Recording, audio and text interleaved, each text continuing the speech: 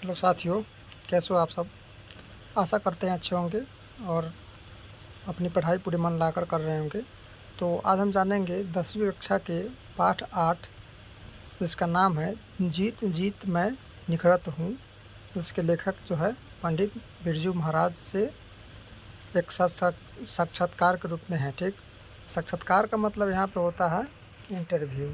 क्या होता है? इंटरव्यू, जिसमें एक न्यूज़ रिपोर्टर होती है और एक इंटरव्यू देते हैं वो होते हैं। जैसे जो वार्तालाप होता है जो कि यहाँ पे हुआ है, वो उसी का इस क्या हुआ है इस पाठ में दिया हुआ है। आगे हम पढ़ेंगे। ठीक, तो हम जानते हैं लेखक के परिचय के बारे में। देखिए, लेखक का जो नाम है क्या है, पंडित बिरजू महाराज। और इनका जन्म जो है 4 फरवरी 1938 ईस्वी को कहाँ हुआ था? लखनऊ में हुआ था। ये बता रहे हैं, लेखक बता रहे हैं। ठीक, अब आगे देखते हैं।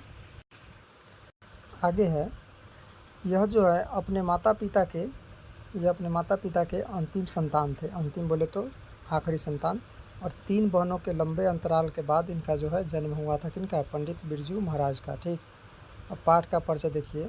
जीत जीत में निखरत हूँ पंडित बिरजू महाराज की शिष्या रश्मि वाजपेयी से हुई बातचीत का क्या है? एक संपादित अंश है। जो ये साक्षात्कार हुआ है, इंटरव्यू जो हुआ है, वह रश्मि वाजपेयी जी के साथ में इनका इंटरव्यू हुआ है। उसी में जो बातचीत हुई है उसी का ये क्या है? संपादित एक अंश है। ठीक है, अब हम जानते हैं पाठ का सारांश के बारे में। ठीक, देखिए, प्रस्तुत पाठ जीत जीत में निखरत हूँ में साक्षात्कार के यानी इंटरव्यू के माध्यम से पंडित बिरजू महाराज की जीवनी और उनकी कला प्रेम तथा नृत्य कला के क्षेत्र में उनकी महान उपलब्धियों पर क्या डाला है? प्रकाश डाला गया है। ठीक, देखिए, पंडित बिरजू महाराज का जन्म 4 फरवरी 1938 को लखनऊ के जफरीन अस्पताल में हुआ था। कहाँ हुआ था? ये याद करने वाली बात ही है कि 4 फरवरी 1938 ईस्वी को लखनऊ के जफरीन अस्पताल में हुआ था पंडित बिरजू महाराज का जन्म। ये अपने माता पिता के अंतिम संतान थे और इनका जन्म 3 बहनों के लंबे अंतराल के बाद हुआ था। और इनके जन्म के समय इनकी माता की उम्र मात्र 28 वर्ष की थी। ठीक, और तथा बड़ी बहन 15 साल की थी। और इनके पिता एक प्रख्यात नर्तक थे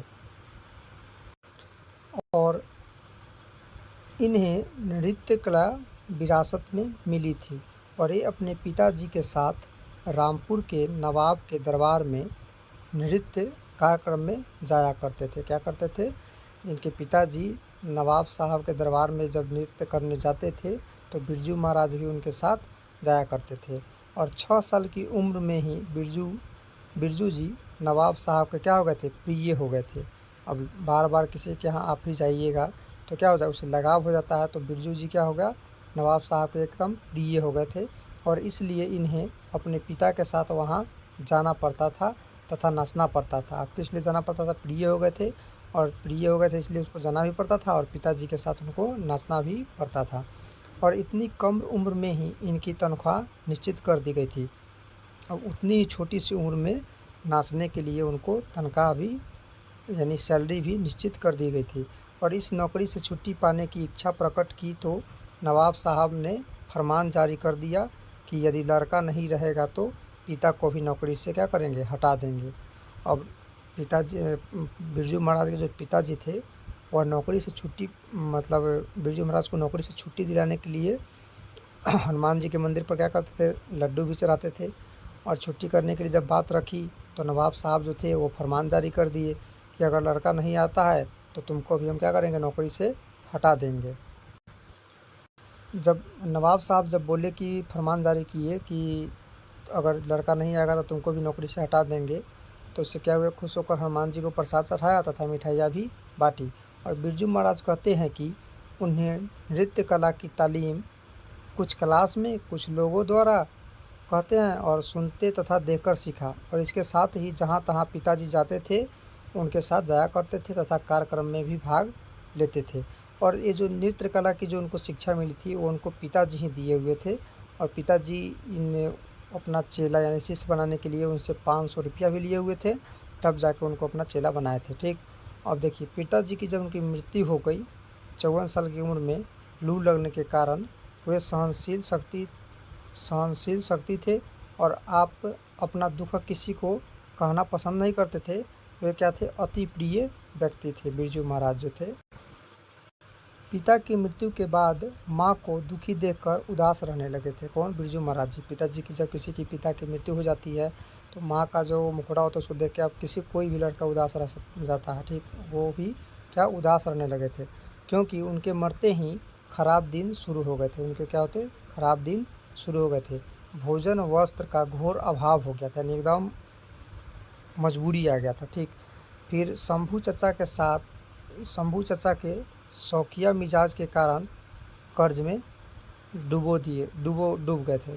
उनके जो थे शंभू चचा थे वो क्या थे? एक शौकिया मिजाज के थे, जिसके कारण थे और भी वो क्या हुए? कर्ज में डूब गए। और उसी समय चाचा जी के 2 बच्चों की मृत्यु भी हो गई थी। और बच्चों की इस मृत्यु से हताश होकर अम्मा को डायन कहने लगे। अब क्या हुआ? अब उनके चाचा जी के जो 2 बच्चे थे उनकी मृत्यु तो हो ही गई थी, और उससे भी वो क्या, उनके चाचा जी हताश होकर बिरजू महाराज के माता जी को क्या कहने लगे? कि डायन कहने लगे कि तुम ही मेरे बेटे को खा गई। और इसलिए बिरजू महाराज जो कह रहे हैं कि मैं माँ को लेकर नेपाल चला गया। उसके बाद क्या हुआ? वो अपने माँ को लेकर कहाँ आ गए? नेपाल आ गए। और इसके बाद मुजफ्फरपुर गया, यानी अपने ही बिहार में मुजफ्फरपुर आ गए। और फिर अम्मा बांसबरेली इसलिए ले गई कि वहाँ नाचेगा तो इनाम मिलेगा। मुजफ्फरपुर। उसके बाद क्या हुआ? अम्मा जो थे उसकी मम्मी, वो उनको बांसबरेली ले गए इसलिए क्योंकि वहाँ पे नाचेंगे तो क्या होगा? कुछ इनाम मिलेगा, जिससे खर्चा पानी चलेगा। ऐसी हालात में आर्यनगर में 50 रुपये की 2 ट्यूशन की, और इस प्रकार 50 रुपये में काम करके किसी तरह पढ़ता रहा। क्या हुए? अब वहाँ जब गए तो आर्यनगर में क्या हुआ? 50 रुपये के 2 ट्यूशन किए, और इस प्रकार 50 रुपये से काम करते रहे। और सीताराम नामक लड़के को डांस सिखाता और वह उन्हें पढ़ा देता था। और सीताराम नाम के जो लड़के थे उनको पढ़ाते थे और उनको डांस भी सिखाते थे, उनसे उनको पैसा मिलता था। और आर्यभाव में ठीक ढंग से पढ़ाई नहीं हो पाई और नौकरी भी नहीं मिलती थी। और पिताजी के समय से ही चाचा जी अलग रहने लगे थे। जब उनके पिताजी जिंदा थे उसी समय से क्या थे? उनके चाचा जी उनसे अलग रहने थे। और दादी के साथ उनका अच्छा व्यवहार भी नहीं था। और 14 साल की उम्र में पुनः लखनऊ आ गए और कपिला जी के सहयोग से संगीत भारती में काम करना आरंभ किया। ये प्रश्न बनेगा कि किनके सहयोग से संगीत भारती में काम करना आरंभ किया? तो क्या हुआ? कपिला जी के सहयोग से। कहाँ पे? लखनऊ में। और वहाँ निर्मला जी से मुलाकात हुई और उन्होंने कथक डांस करने की सलाह दी। अब वहाँ का हुआ एक निर्मला नाम के जो लेडीज है उनसे मुलाकात हुई और उन्होंने कहा उनको कि आप कथक डांस करने का सलाह उनको दी है। और मैंने नौकरी छोड़कर भारतीय कला मंदिर में क्या हुआ? वो क्लास करने और वहाँ पे करने लगे और वहाँ पूरे मन से तालीम सीखी। वहाँ पे क्या हुआ? पूरे मन से एकदम सीखी। और लेकिन तालीम देखकर महाराज की तरफ वहाँ की लड़कियाँ आकर्षित होने लगी। अब क्या हुआ? वहाँ तालीम देखकर क्या हुआ? महाराज की तरफ की जो लड़कियाँ थी वो उन पर आकर्षित होने लगी। और All Bengal Music Conference Calcutta के नाच मेरे भाग्योदय की है। अब बोल रहे हैं कि ऑल बंगाल म्यूजिशियन कॉन्फ्रेंस जो है कलकत्ता के जो नाच जो हुआ उसमें क्या उसका भाग्योदय हो गया और वहाँ काफ़ी प्रशंसा मिली। तमाम अखबारों में मेरे कार्यक्रम की प्रशंसा की और ईश्वर की कृपा से कलकत्ता, बम्बई, मद्रास सभी जगह मेरी इज्जत होने लगी, ठीक। और 27 साल की उम्र में संगीत नाटक अकादमी अवार्ड भी उनको मिल गया था, मात्र 27 साल की उम्र में। और मैं बोल रहे हैं कि इंटरव्यूअर से बोल रहे हैं कि मैं Germany, Japan, Hong Kong, Laos, Burma की यात्रा की, लेकिन एक बार अमेरिका में 2-4 जगह कार्यक्रम प्रस्तुत किया तो एक जगह वहाँ हाँफते हुए एक आदमी ने मेरे पास आया। क्या हुआ? जब वो अमेरिका गए थे तो क्या हुए? हाँफते हुए एक आदमी उनके पास आया और फिर बिरजू महाराज बोल रहे हैं कि मेरे साथ फ़ोटो खिंचाना है क्या तुम्हें? तो यस यस। अब लड़का बेहाल हो गया। अब वो अमेरिका में गए थे तो बोल रहे हैं कि हाँ यस यस मुझे यानी कि खिंचवाना है, वो बेहाल हो गया था। और इस प्रकार पाकिस्तान में कोई खातून थी खातून थी, पूरे हॉल में उनकी आवाज़ आई, सुभान अल्लाह। अब वो जो नृत्य कर रहे थे तो पूरे हॉल में वो लेडी जो थी एकदम चिल्ला के बोली सुभान अल्लाह, तो पूरे हॉल में उसका क्या हुआ, आवाज़ गूंजने लगी। मतलब मेरे नाच के आशिक बहुत हैं। अब इनसे पता चलता है कि क्या हुआ, उनके नाच के आशिक बहुत सारे हैं, मेरे आशिक भी हैं।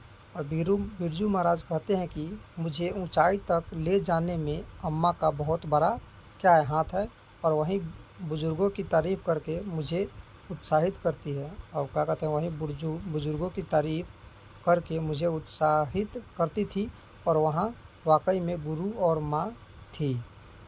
अब क्या हुआ था, पंडित बिरजू महाराज को नृत्य कला सीखने के लिए क्या हुआ, उनकी अम्मा ही उनको कहाँ ले गए थे, लखनऊ ले गए थे, बरला ले गए थे। ठीक।